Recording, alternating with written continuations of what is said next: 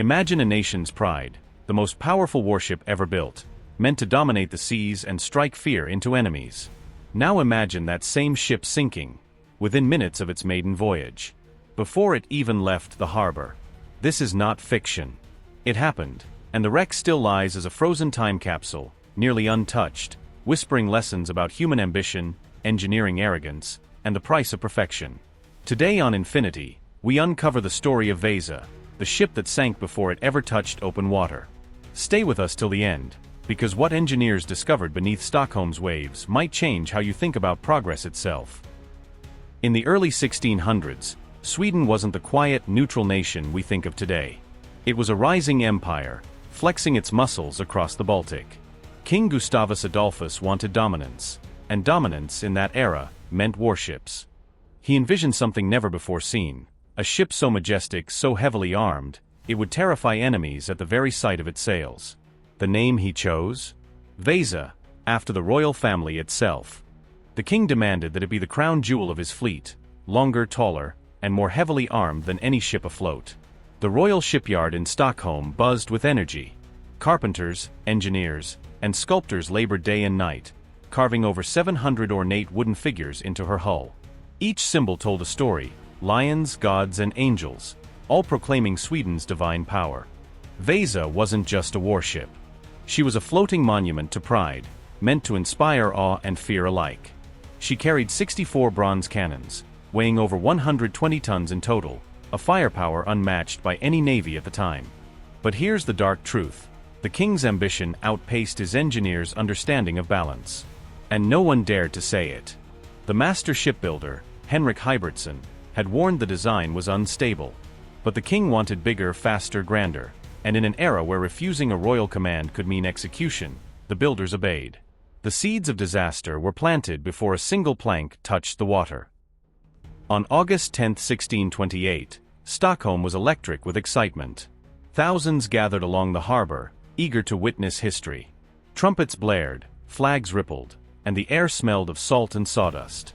Vasa gleamed in the sunlight, her 1,200 oak trees worth of timber painted in deep reds and golds, her cannons glinting like the teeth of a lion. She stood nearly 52 meters tall, a behemoth towering over every other ship in the port. The crew of about 150 men boarded. Drums rolled. Orders echoed across the deck. The sails were unfurled.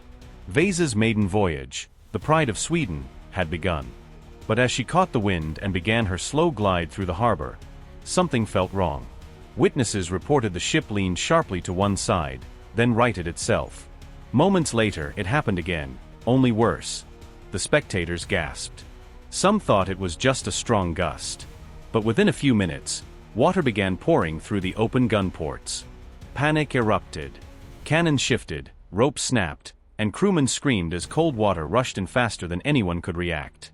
In less than 20 minutes, the ship that took 2 years to build was gone, swallowed by the harbor it was supposed to command. Vasa sank just 1,300 meters from shore, still within sight of the king's palace.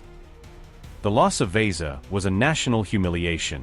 The king was furious, not only because of the money, but because the ship's sinking made Sweden look weak. A formal investigation was launched. Every surviving officer, shipwright, and sailor was interrogated.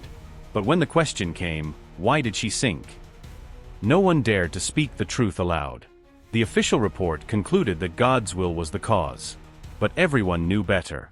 Privately, the shipbuilders had already performed a stability test before the launch. 30 men had run from side to side on deck to simulate the ship's roll. After just a few runs, they had to stop. Vasa nearly capsized right there at the dock.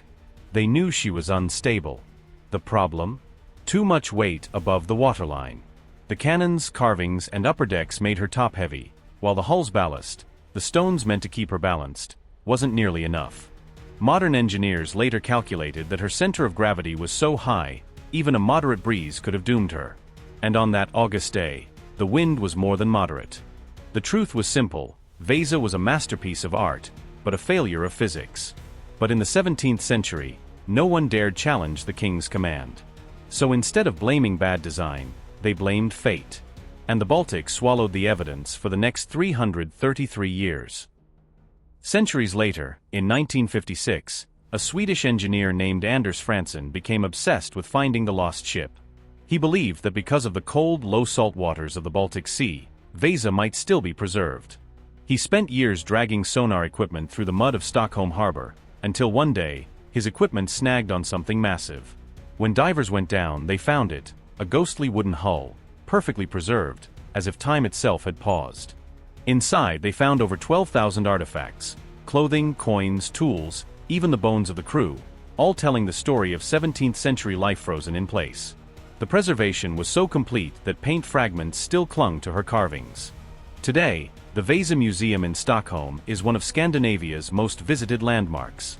Standing before her, you feel something deeper than curiosity, a haunting reminder of human ambition and the fragility of genius. Because the Vasa didn't fail from lack of skill or effort, it failed from too much confidence. From believing perfection meant invincibility. And that's what makes her story timeless. The Vasa was meant to rule the seas, but instead, it became a mirror. A mirror reflecting every age where human pride sails faster than human wisdom. If this story made you look at history, and yourself, differently, then join us. Subscribe to Infinity, where forgotten stories rise from the depths to remind us that even the grandest dreams can sink when balance is ignored. Because sometimes, history doesn't whisper warnings, it screams them from the bottom of the sea.